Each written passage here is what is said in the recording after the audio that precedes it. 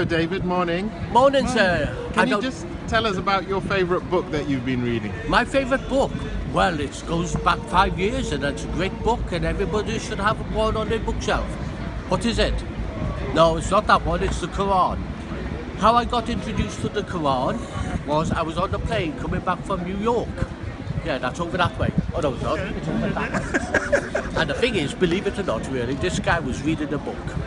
He left it on the seat when he got off the plane like me. And you know what, I chased after this guy and said to him, "Hey, mister, you left your book." He said, "No, you keep it." I said, "Well, okay."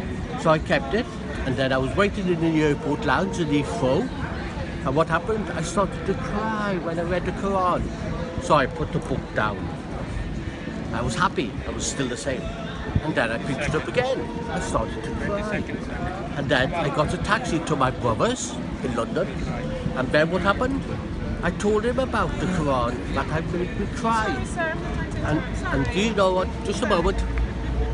And then what happened was really, he said, "Don't speak of nonsense things, don't speak of things."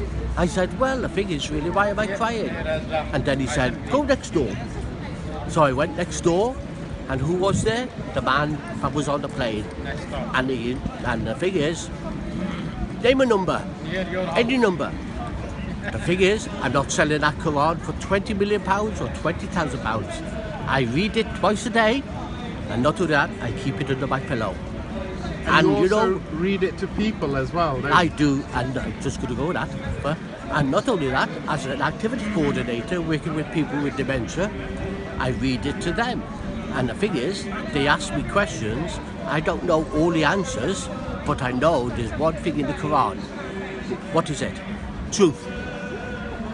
And if you was lost in the desert, or you was lost somewhere in town, you'd ask somebody away. What's the Quran?